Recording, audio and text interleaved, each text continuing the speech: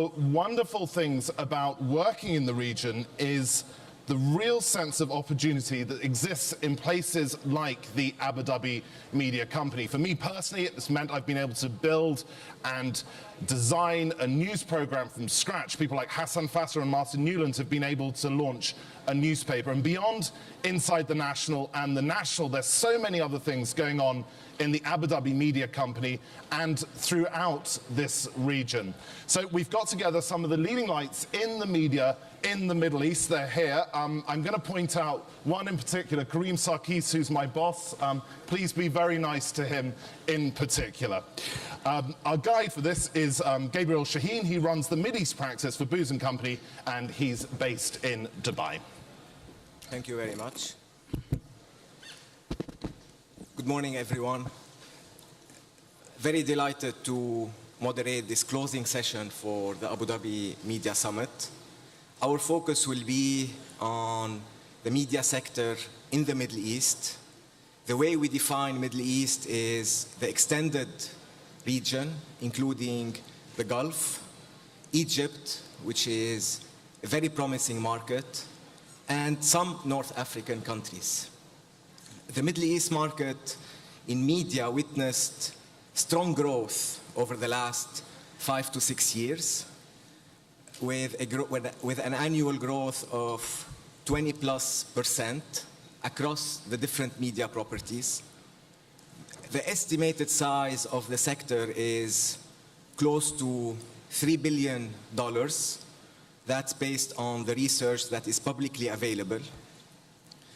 During 2009, with the economic slowdown, the market took a dip, like any other market in the developed countries. But the outlook is still very promising, and there are many trends that are shaping the Middle East media sector. The traditional media is still attractive. Print is very healthy.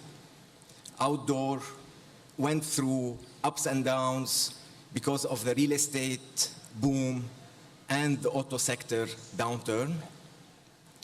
Digital media, which is part of our discussion today, is a green field. It's a hotspot in the region. There are no declared winners per se.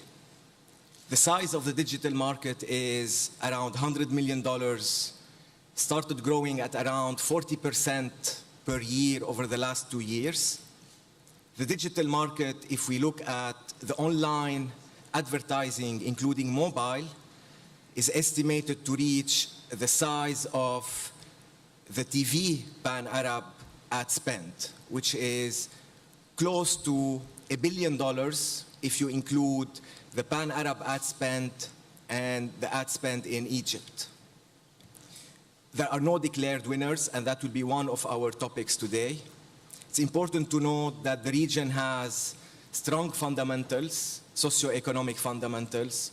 Leisure and entertainment is still a key component for Arab households. They spend on average 15 to 20% of their annual income, unlike in other developed countries.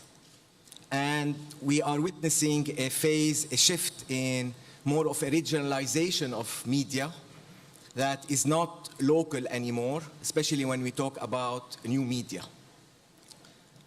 Lots of opportunities that we will discuss with you today.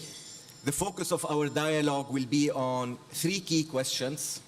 1, what is the future of the broadcast sector in the Middle East?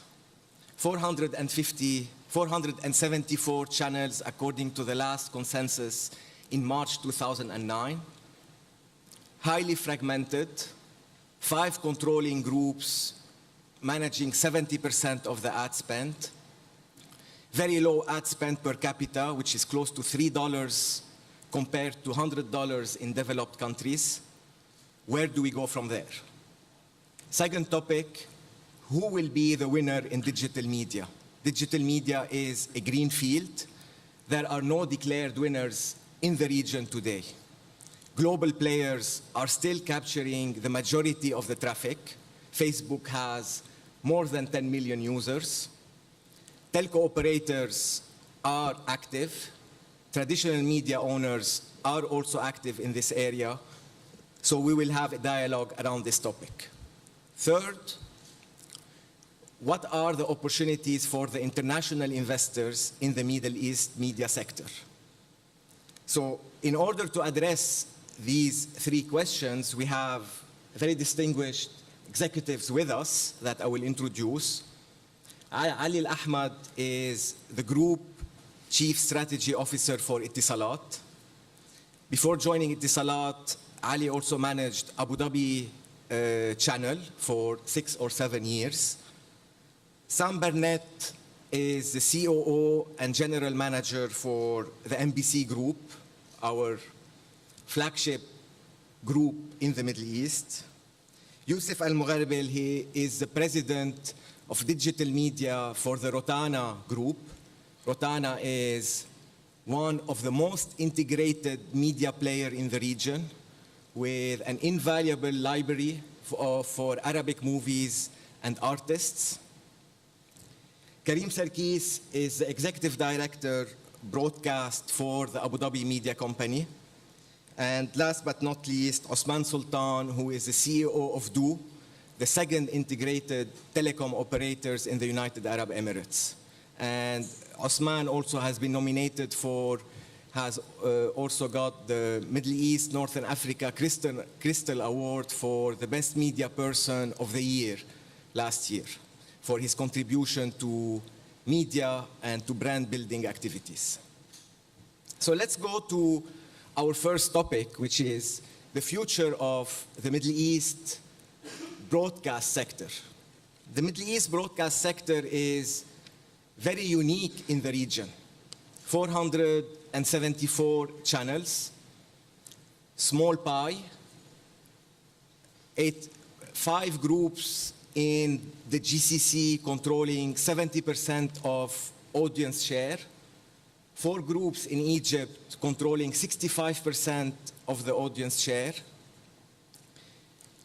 Then where do we go from here? MBC has been the flagship or the driving force behind the broadcast sector. That's why my first question will be to Sam. MBC is among the few groups who managed to increase the share of audience from 20% in 2002 to more than 40% today. MBC is one of the few groups who has a solid viewership in the Pan-Arab region, in GCC, as well as Egypt. They've been at the forefront of innovative content and formats. The region today, the channels cover most of the segments, so you have all genres. You have reality shows, you have talk shows, you have Arabic series, movies, you name it. So the space or the segments are getting crowded. Where do we go from here? What are the growth levers, do you think, Sam, for the broadcast sector? Thank you, Gabby. I think most broadcast TV is distributed through free-to-air satellite, and there's a couple of clues in the name. It's free, and in the Middle East you can see news, business channels, movie channels, kids channels, all on free-to-air. In most other regions in the world, you'd be paying for this, and that generates its own inherent growth. In terms of TV viewership, you have some of the most high hours per day in the world, and that partly is because the quality of the free-to-air content is so high. The other dimension, it's free, I wouldn't say free politically, but the genesis of free-to-air satellite was in 1991 when NBC launched from London. And it did so because it was outside of the purview of any Ministry of Information. It was able to broadcast news from the private sector and reasonably independently. And that continues today. What drives a lot of the interest in the satellite is that it is outside, it doesn't require a license from any of the Ministries of Information, and that's important. I think it's particularly important when one looks at growth of digital and telcos distributing media, because of course they will be within national regulatory boundaries, and the question will be whether Al Arabiya, Al Jazeera, can be distributed in local territories, or whether people will still want to watch it on satellite TV. Our take is that satellite TV will continue to be a dominant form because of these two dimensions. It's free on two fronts. In terms of advertising growth, as you said, Gabby, the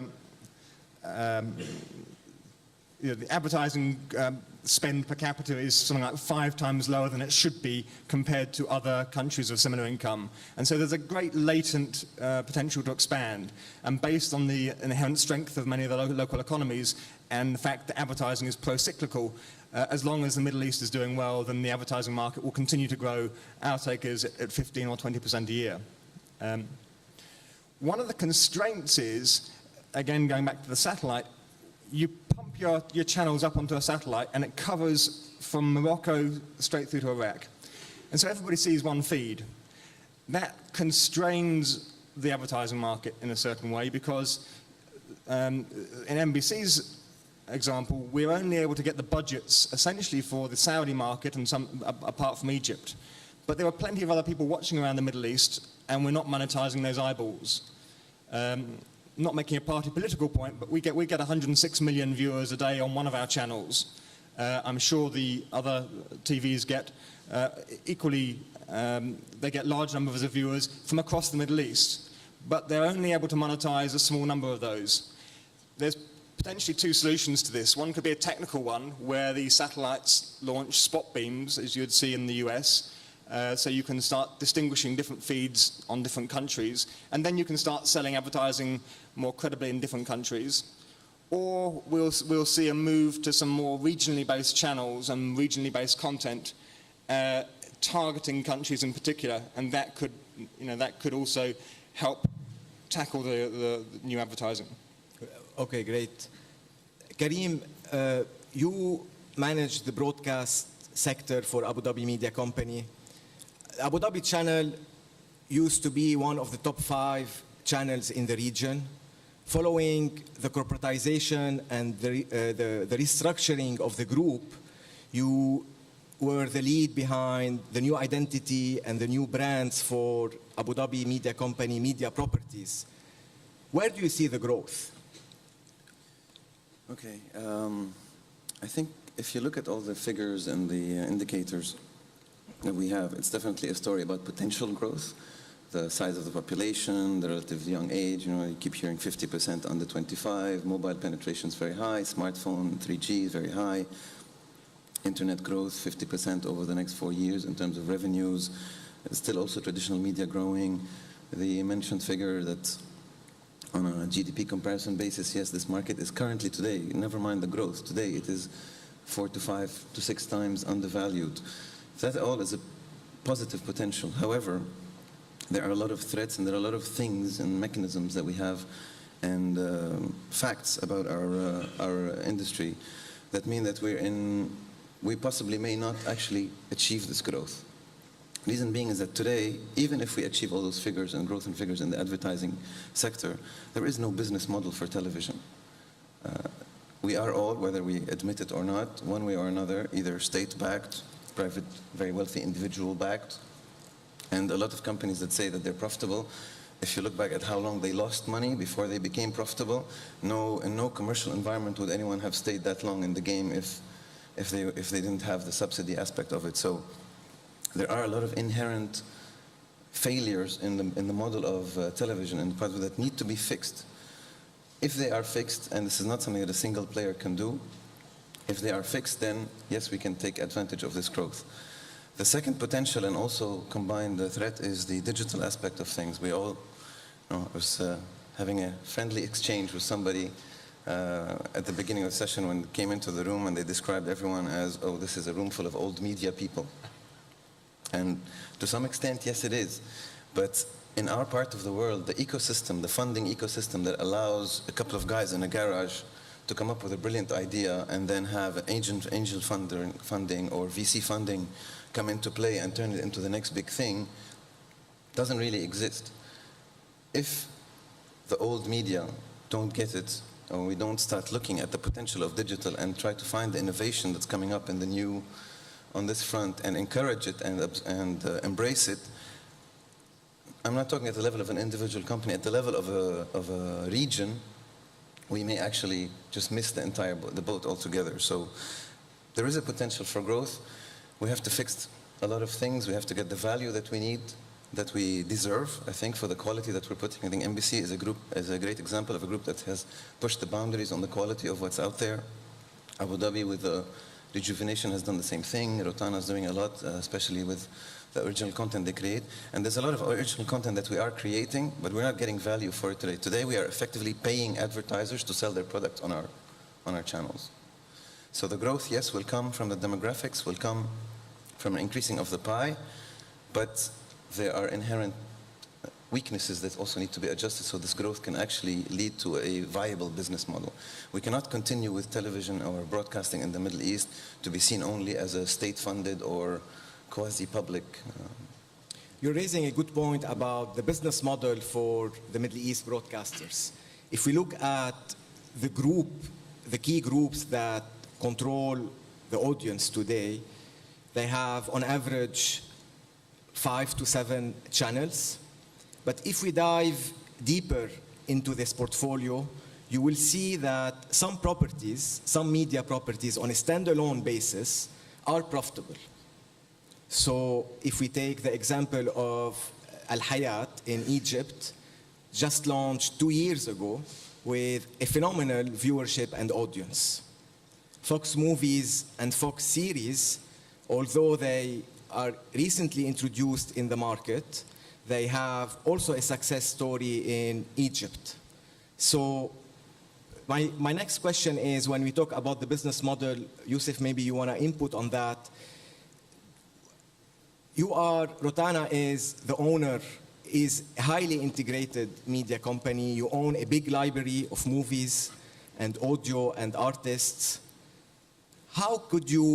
Is there a way to make this model sustainable by shifting from general entertainment, one-size-fits-all channel, where big investments are required, when we talk about anywhere between $60 and $100 million grid, to a more thematic, more targeted channel with a lower cost? Good afternoon. I'll use the term embrace disruptive technologies. So the disruptive technology and the disruptive environment, we have a new player in the game today, which is the operators, the Etisalats, the DUs, the STCs, and so on. The landscape is definitely changing. We have 2 trains. I'm speaking for Rotana here.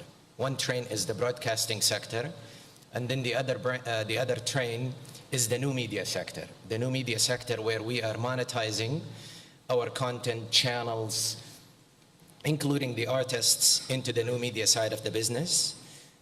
We have to embrace this technology, which is the IP technology that is coming in, the online, the IPTV, all the way down to MyTV. We see the TV screen itself today is facing a lot of challenges or a lot of competition, whether be it from the operator, or whether be it from IPTV, or whether be it from the YouTubes and the likes. You'll find the content now. We don't have a lock on content.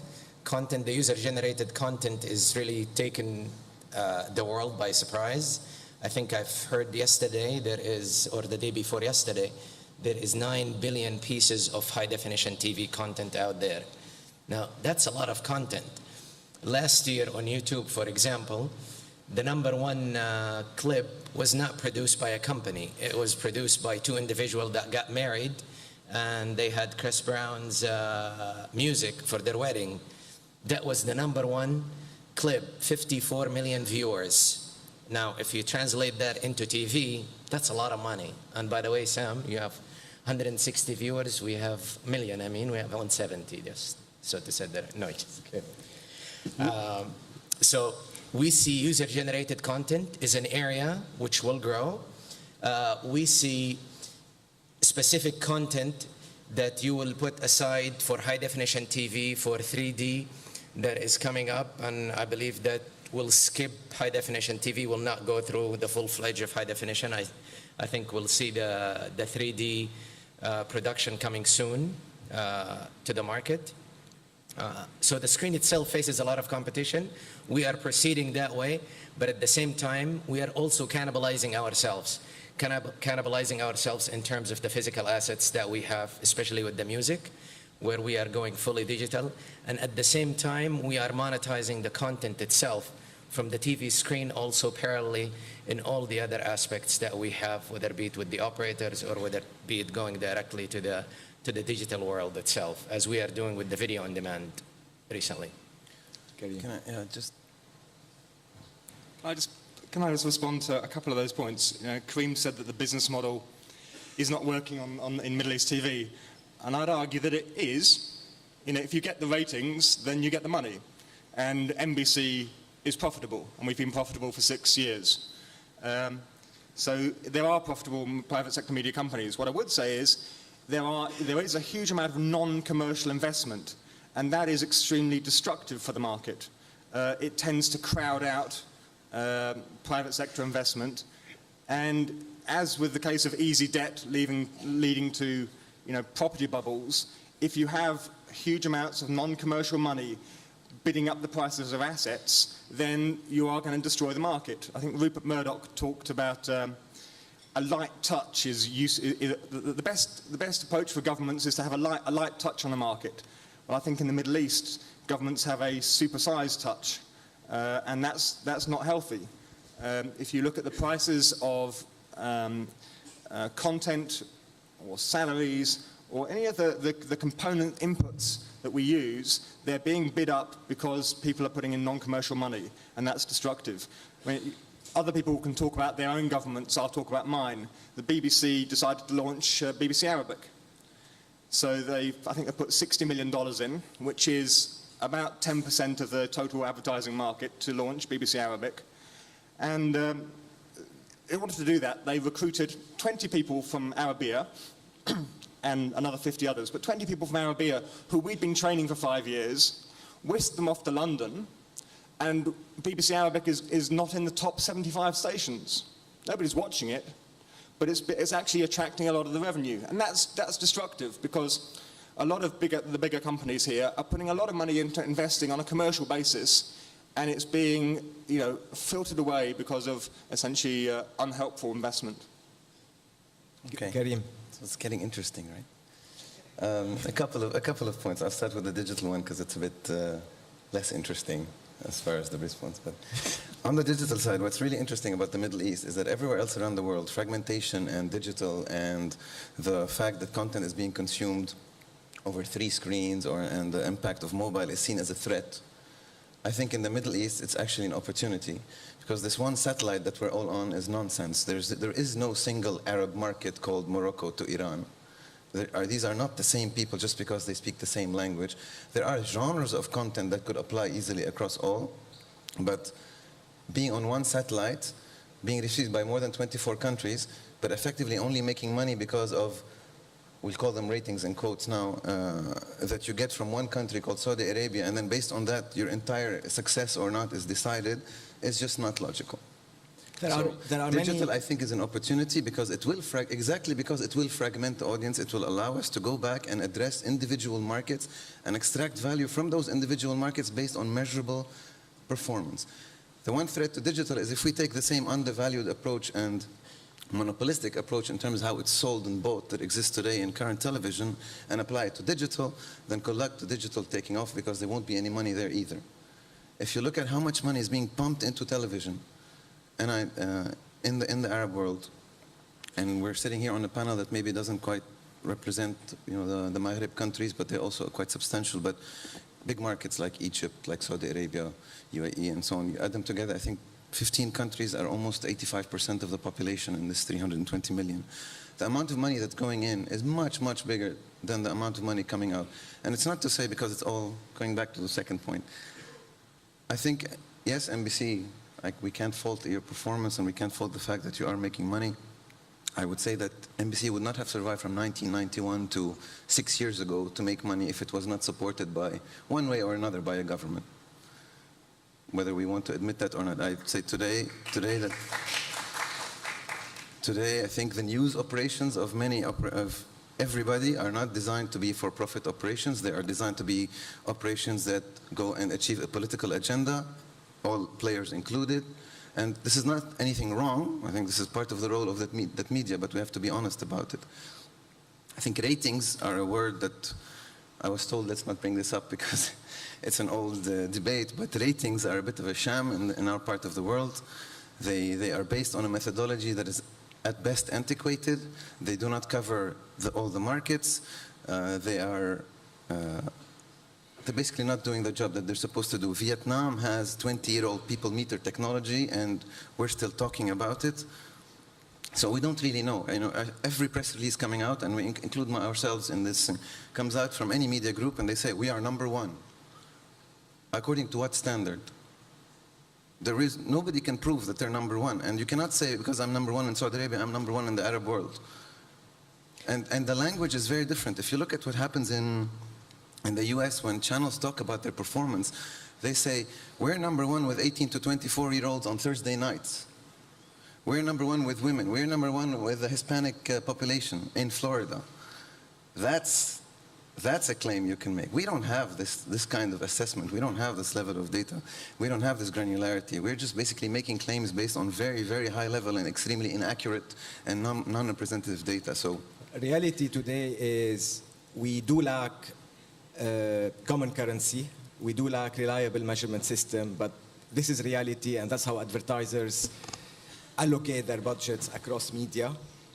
We believe what we've been hearing is that the business model is for broadcasters is fragile, but we're hearing that some business models are still working if you move ahead with some focused thematic channels. But digital media, let's move to the second topic around digital media and get the views from the telco operators and try to understand. That's nice. he's been dying to say something. It was on purpose I left Osman to the second half of the At least session. you will not get the debate who's #1. Well, I'm not the #1, so that settles. And I thought that the title of the panel is Middle East Rising and not Middle East unexpectedly settling their account and their diversions. Yani how come on a panel related to the Middle East we need to have some heated discussions? That's the refreshing part of the discussion. I want to get it back, if you allow me. You asked broadcasting, and it's getting too complicated for me. Yani I'm a simple person. I think the equation is very simple. You have a content. Imagine a water tank. Then you have a pipeline, and you have different taps. Some very clever people are doing now new taps, iPhones, Blackberries, iPads, that are going to change fundamentally the model. We heard yesterday. So if you ask me one keyword, we heard it yesterday when Mr. Schmidt talked, mobility. And in the previous panel, the gentleman from China, when asked, he said mobile, mobile, mobile, mobile, and I don't know how many fingers he had, but it was continuing. So basically, mobile. Okay, that is going to change fundamentally the #1 thing in the equation. It's what users will decide. At the end, it is what the users will tell us. And let me tell you something. It's very difficult to make a prognostic. Your next question is who's going to be the winner. So I'm trying to get the answer because I know that I will not have the time for the answer if I will not be given a chance. So now I got the mic. I hold, no, on a more serious tone. This content, whatever it is going to flow in a different manner through different pipelines. And guess what? The pipelines are not yet completely there in the Middle East. Yes, they are there. But more and more, the non-wired pipelines are going to exist with the new generations of technology on the mobile. Yeah, in most of the country now you have 3G and 3G third generation. But when it comes to the wired pipeline, yesterday it was announced Abu Dhabi and is going to be one of the first capitals to be completely fiber to the home. We have today, whether in Abu Dhabi, in Dubai, in other areas in the UAE, but in the GCC, this is coming. So I want just to say, this content is going to flow and the taps are going to be different.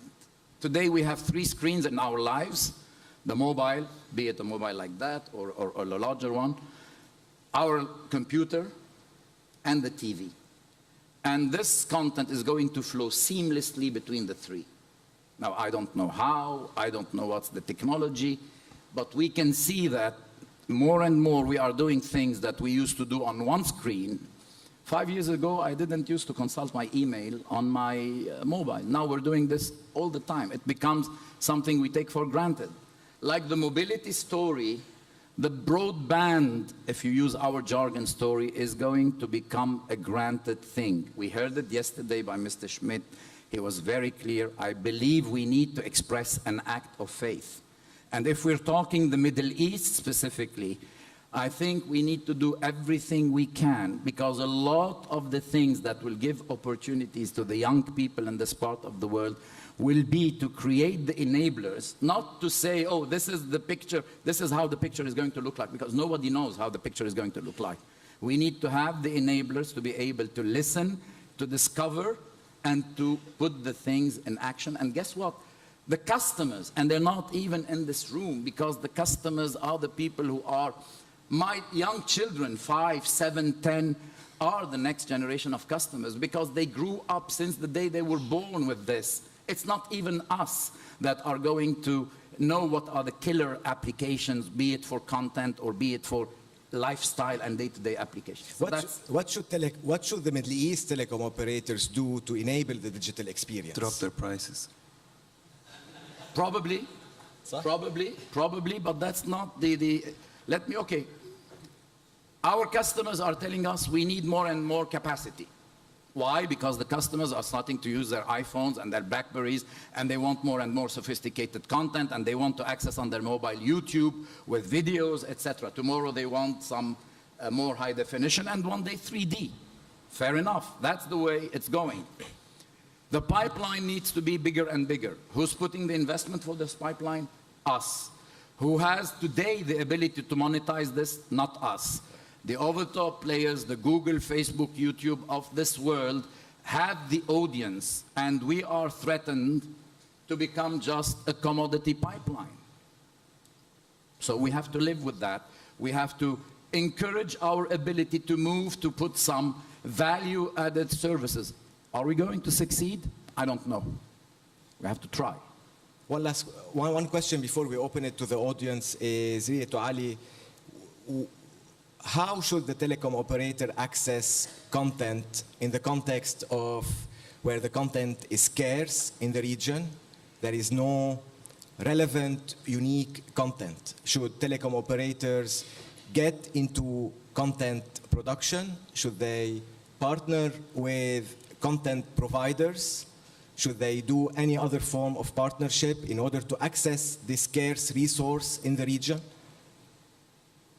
Well, I think having a chance to live in both worlds, I'll tell you something which is, I titled one of my presentation 2 years ago, says Telecom from Venus and Media from Mars. It's 2 different worlds. You know, telecom is a very structured business. You know, we provide connectivity, we connect people, we connect A to B, and we charge for that. Now, that model may not be valid anymore.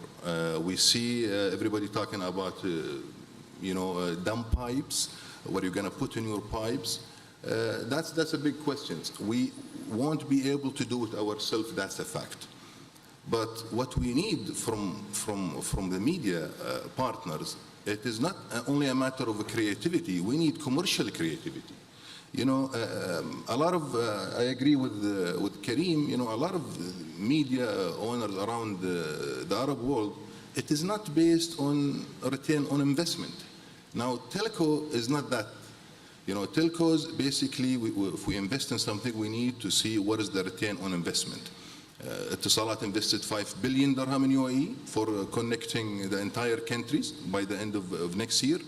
Now that's big investment. We realize that investment will not come from voice, will not come from the ordinary telecom that we do. What we need really is if we open more pipe, if we open more windows, from the start, I believe there is no skills yet in the media to address what content it would go in those new windows. Right from the script to the production part. What happens right now, all the content has been taken the way it is produced for TV or for other traditional media, and we try to customize it. We try to edit it. Then then we compress it and send it to customers.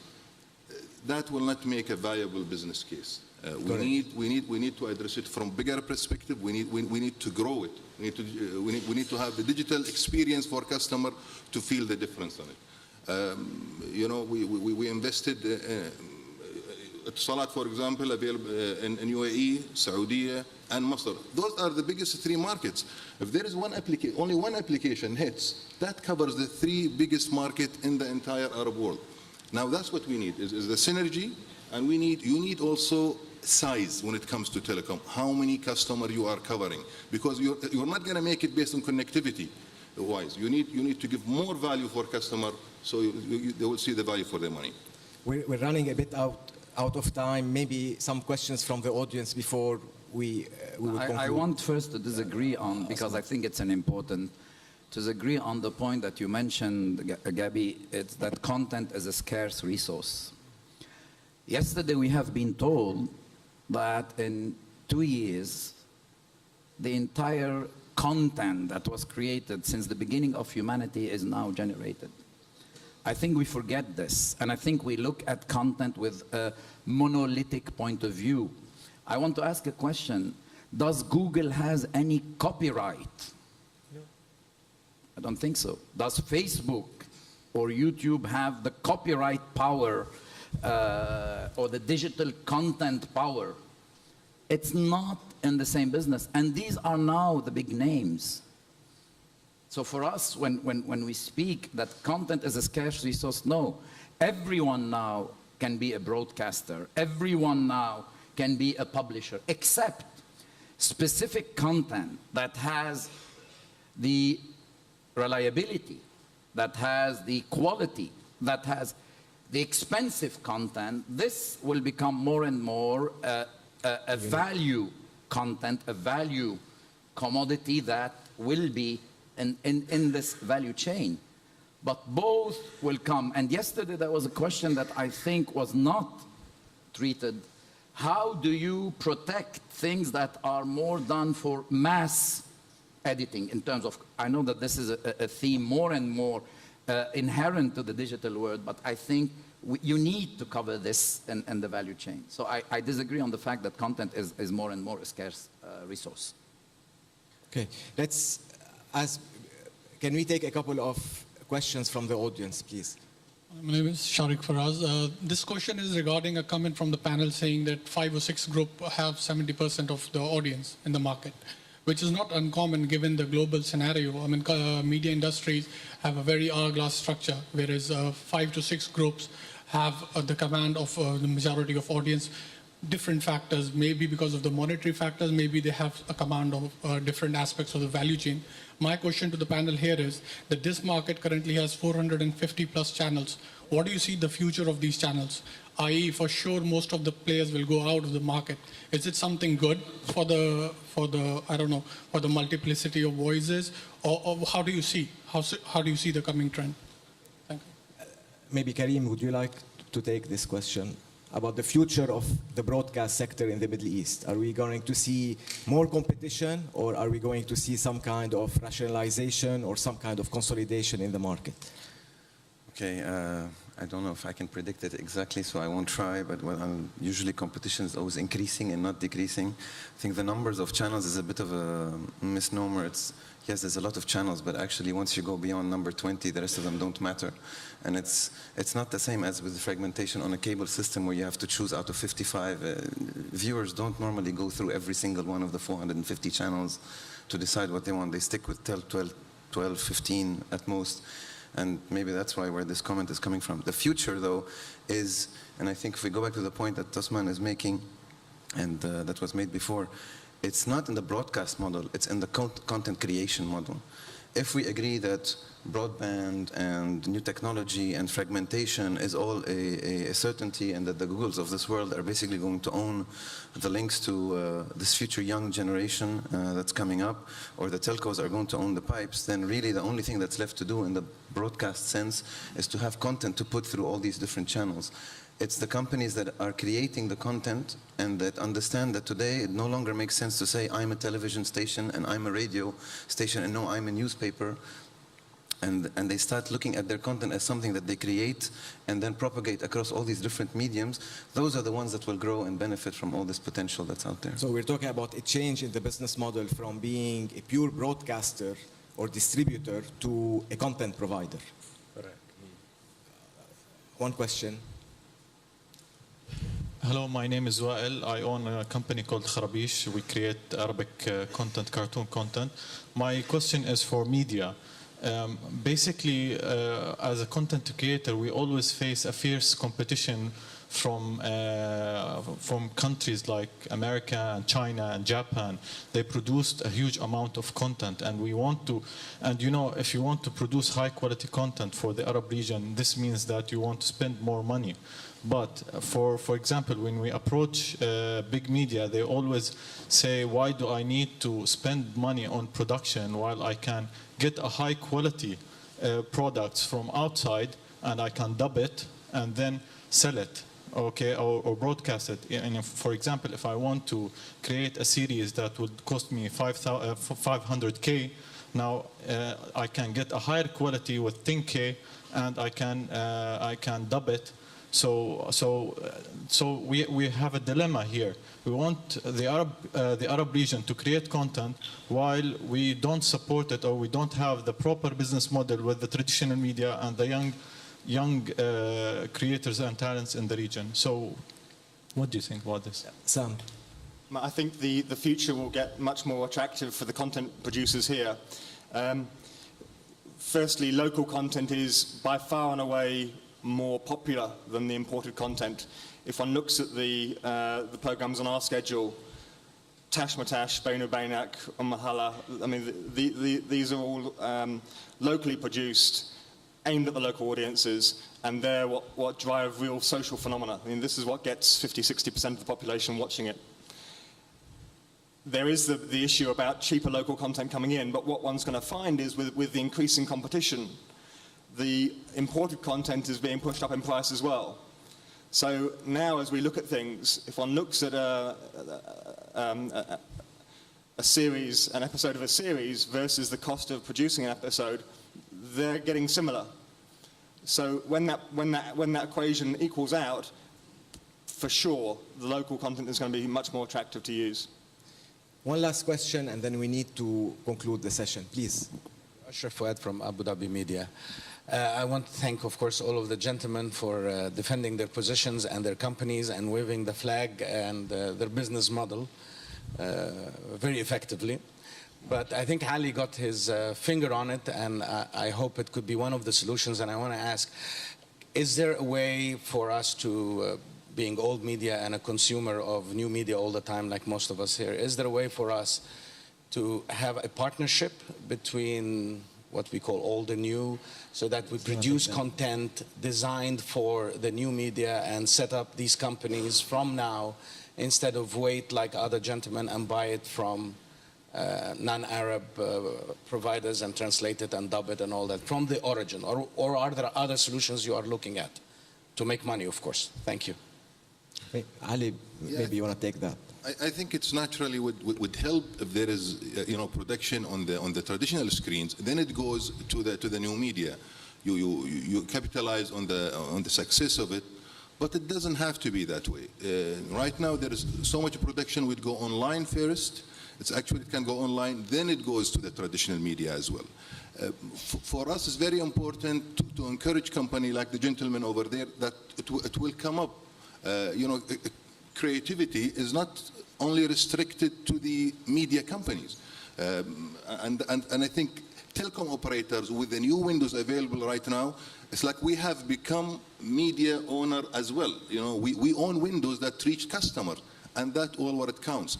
At the end of the day, it does not matter what is the delivery mechanism we go through. Broadband, whatever, wireless, regardless, we go through cable. What it really matters, are we addressing what customer wants? We see the customer-generated content it's becoming very popular, and that's would come to companies like Etisalat and others to provide things. One important element that we have, media don't, which is the individuality. We are able to address the person in particular. With your mobile, you are very attached to your mobile than your TV, than any other media. If we click that, if we can provide something for you, knowing your data, knowing where you travel, how much you spend, all of that, who are your friends, on that customer experience we have, link it with the content created, it will give that individuality, an element of success for us. And I think that's what we need to capitalize on. We're not going to play in the mass. The mass would make money for sure, but the individual right now, and I think that's where the success factor would be for the telecom. One last input I from want Osman. to add something. I think this question, whether are we going to be able to shake hands, not shake hands, all new telecom media, that will happen. Whether we want it, whether we don't want it. I think we owe this panel to just say, how or is the Middle East, because we're talking about the Middle East, going to rise in the digital age? There is not one single digital destination in every Arab country, in the 15 most used, that comes from the Arab world. I think this is something, the question that we should ask ourselves, what is needed to be done in order for one day to see in this part of the world a digital destination that will become something whatever, that is issued from this part of the world, where more and more it's not about getting only content or getting information, because we can say, okay, we don't have that, but it's about lifestyle. Young generations are living on these new places. You have new tribes that are constituting. Is the Middle East going to miss this digital era? We missed, not only the Arab world, we missed the steam revolution and the industrial era. We buy technology, we use technology, we do not create or we do not develop technology. I think there is an opportunity with the digital age that we owe the entire Arab world. It just happened that I am more and more of a disappearing species that believe that there is something called an Arab individual and an Arab citizen. We owe this part of the world to work, to have the instruments that will take this world into the digital age. Otherwise, the Middle East will not be rising, and guess what? This will put us more and more at the edge of these new highways and new streets that the world is building. What do you think, Osman? What do you think about, what do you need from the international players and how they can contribute to the digital age in the Middle East? You need things from ourselves first, the regulatory regimes, the censorship regimes. I know I don't want to replicate, I don't want to do cut and paste. And when in the previous debate in China, and then yesterday when you talked about India, there was different points of view. We need to have a roadmap of thinking, how we are taking the entire enablers, regulatory regimes, censorship regimes, etc., creation regimes, content ownership regimes and frameworks. All this has to be done. There are ideas, but there is an act of faith that we need to do. This world is going digital. This world is going more and more mobile and digital. It could be a great opportunity. Let's transform it into a great opportunity. I think that's really the message that I wanted to really say loud and clear. I think this is a good note to conclude the summit. Thank you.